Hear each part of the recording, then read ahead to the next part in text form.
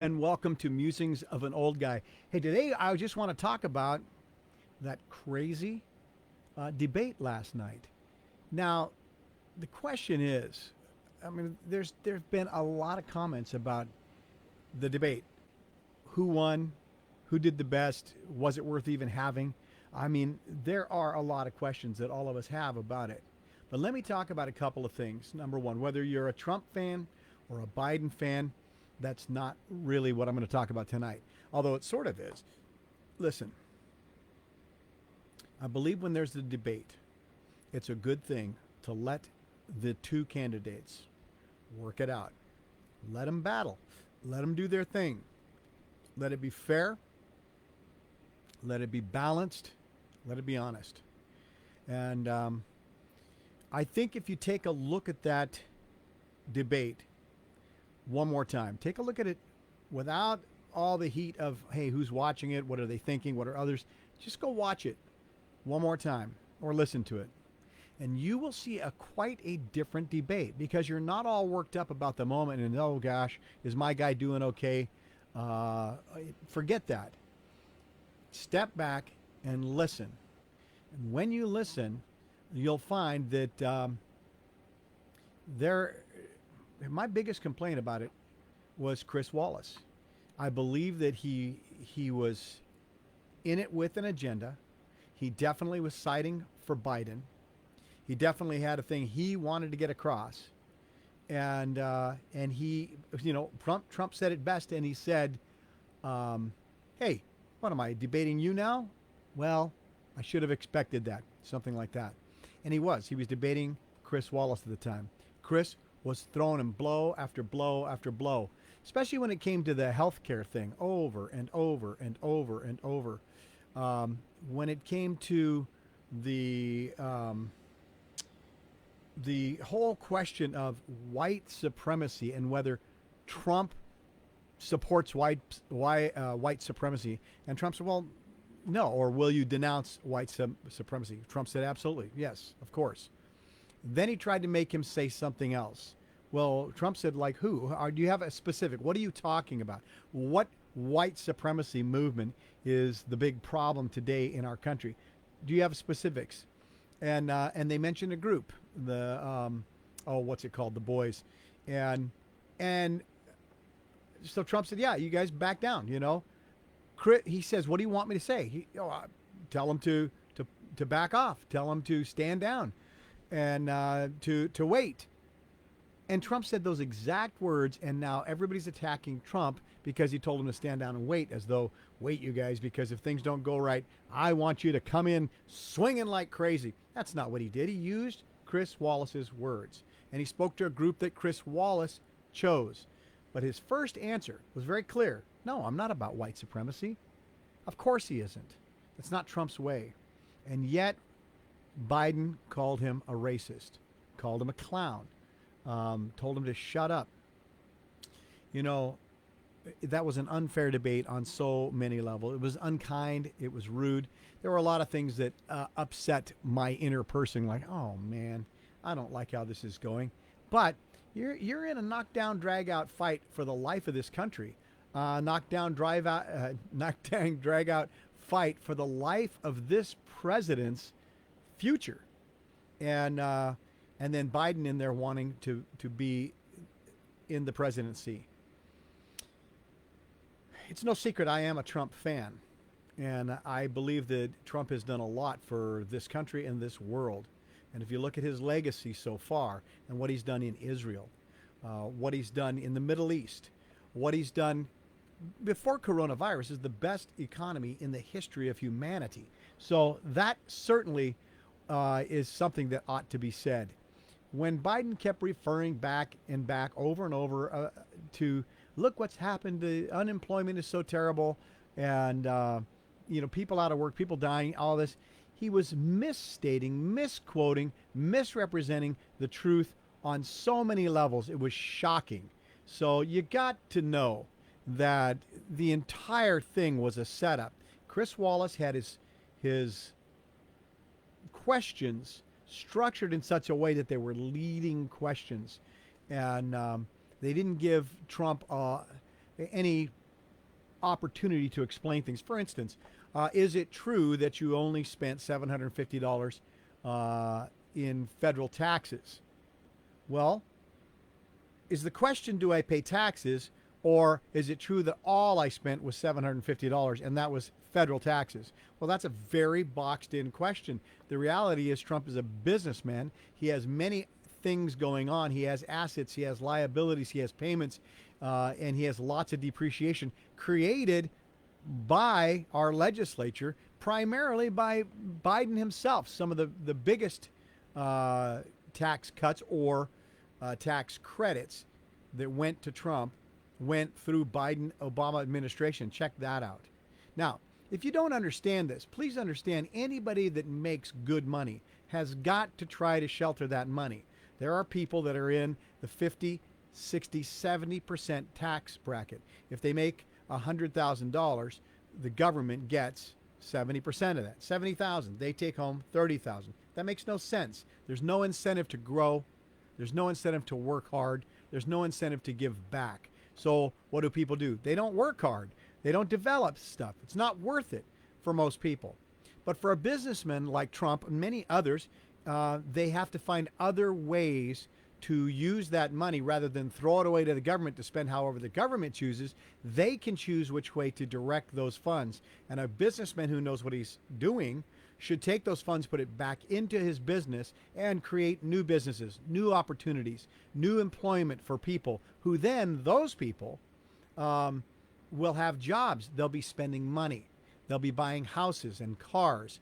And that money is going into the economy, creating more money and more jobs. And in so doing, there will be taxes, sales tax on the cars or on the houses, property tax and all that. So you have to understand that when a guy like Trump doesn't put money into the federal government, that means he is putting money into other places that are most likely incredibly beneficial to all of us. But if you don't understand how that works, you need to do a little bit of study. I highly recommend going to PragerU and try to understand banking, try to understand a lot of things. In fact, let me just say this about PragerU, their YouTube page or their app. There's a lot of short 5-minute videos that are really helpful. You might want to look at the one on what is the Electoral College? Do we need the Electoral College? What's its role? Why is it important to us today? Highly recommend that we look at those things.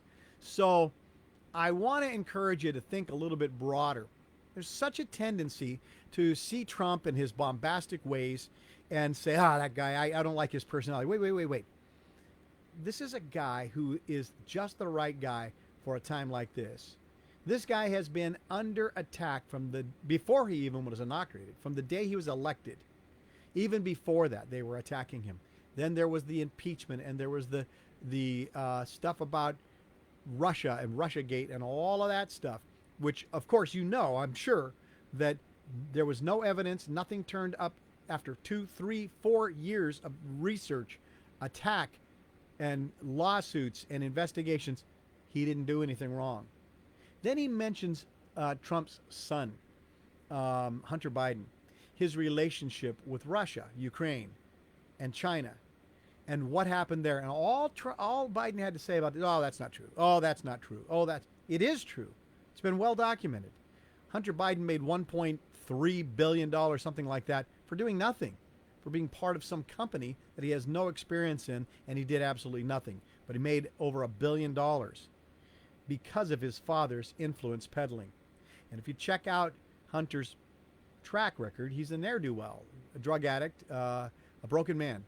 And it's neat that his father loves him, tries to take care of him, but what he did was illegal, unfair, and if anybody else had done that, they'd be in jail for a long, long time. Those are facts. That's not something that Trump was making up. It's a fact. Look that up. Look up all the things that happened there, and you'll find out that it was wrong, and it was nepotism, even worse than that.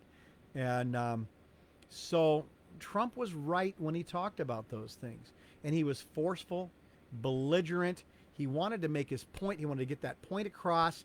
He wanted to talk over Biden, who was simply saying nothing. He's not a good president. He didn't do well. His economy sucks. Look what he did with COVID. And Biden kept spouting things, lies and accusations over and over, And every single thing that Trump said is a well documented fact that's very provable if you want to take the time to do it. And Trump just simply said, oh, that's not true. Oh, that he didn't answer questions, never discussed a single policy that he had, doesn't have any policies. And when he was asked point blank, who supports you? Law enforcement. He was talking about law enforcement. Which one? Tell me. Of course, Chris Wallace cut off that discussion right when he was going to answer. The answer is none. When you take a look at Biden, his 47 years in office and what he's done bad things. Bad things for America, bad things for minorities, bad things for blacks. Biden's no friend of the black community. Let me tell you that. Do research. Get out of some favorite drive-by media, CNN, MSNBC, ABC. Get out of there. Go look at some other things, private websites. Go listen to some of those conservatives, see what they have to say. Go listen to people like Dave Rubin. Check it out. Candace Owen, Ben Shapiro. Yeah. Very, very conservative people. They weren't. They were all liberals. Go see what they're saying now because they've done some homework. Listen, this is a critical election. Don't let these debates fool you. They're a bunch of shenanigans. Our next debate's going to be more of a town hall setting. It'll be interesting to see how that goes. Without a moderator that's with leading questions, shutting down our candidate. If you took a timer and timed Trump's time and Biden's time, Biden got 2/3, Trump got 1/3 of time. He was always cut off right when he was trying to make a point. And Trump was forceful. Yes, he talked a lot. But Biden talked equally as much over him in rude ways, calling names. It was brutal. It was uncomfortable. But go listen again, a second time. You'll see quite a different story. You'll see that Trump scored some major, major points, saying some very important things that were never addressed or answered fully. Trump is not a racist. Trump is not for white supremacy.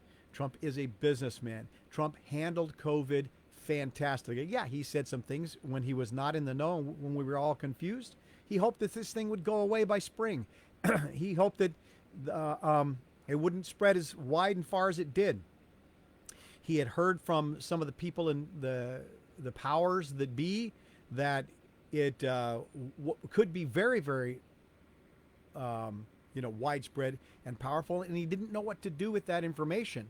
So he kind of put a lid on it, but immediately he put also some restrictions on flying into China flying into here, and European flights. And at that time, early on in the game, Biden mocked him and called him xenophobe. And Pelosi went down to Chinatown and said, oh, it's no big deal. Come on down. It's awesome. Well, I don't know what Trump's talking about. Look at the timeline there. And Fauci kept saying, don't worry about face masks. It's not a big deal. This thing's going to go away. It's big, but it's not as big as we think. And then the numbers started changing. And then the predictions started changing. Then the predictions went out of whack. There's going to be 2, 3, 4 million people die about this thing. That wasn't even close. And so far, really, the numbers are fake. When last reported by the CDC, the actual numbers of people who died from COVID, not with it, from it, was only 9,000 people. Keep talking about this 200,000. Those are people that had comorbidities. They were going to die anyway. They were sick people. They were compromised in many ways. And the majority, vast number of those people, were elderly people in nursing homes that were afflicted by poor management who sent infected people into those nursing homes where we know the elderly and those who are infirm are highly susceptible to the ravages of COVID-19, and they were not protected. Yet we're all running around wearing masks. I don't have it. Do you have it? If I don't have it, then why do you care if I wear a mask? If I have it, I should stay home and not go anywhere, not even wear a mask. And if you think masks help prevent us from getting it, then wear your mask. If you think you might have it, don't go out. And if you're elderly or infirm or you're very susceptible to it, why are you in a public place? See, these are things that just don't make any sense. And this, again, is what Trump is dealing with. Misinformation, lies, hysteria, and all the rest. I thought that debate was uncomfortable to watch. Powerful, like nothing we've ever seen in a presidential debate before. And yet, go watch it again. You'll find that Trump, fact check him, not based on CNN. Go fact check him. Look things up. But where do I go if I can't go to CNN? There are other sources for information that are not news agencies or a Google location, or Facebook or those kind of things. Go to places that have their own websites. And, there's people like Glenn Beck at theblaze.com. You may hate Glenn Beck. Look at his facts and figures. They do a great job of fact checking and research there. Yes, that's biased, but I think there's a lot more factuality behind those kind of guys. Listen to guys also who are not politicians. There are some great Christian pastors out there. Jack Hibbs with Happening Now. You might want to look at Behold Israel. That website, Amir Tsarfati with Behold Israel. He gives you the news as seen as a Christian, a Jew from the Middle East. He lives in Galilee.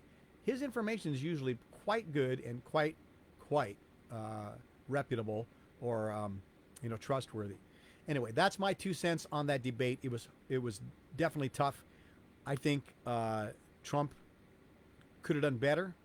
I think Biden was highly defensive. He didn't answer a single thing, and I still don't think that many votes were changed either way with that debate. But watch what's going on. And again, it's not about the debate. It's about the truth.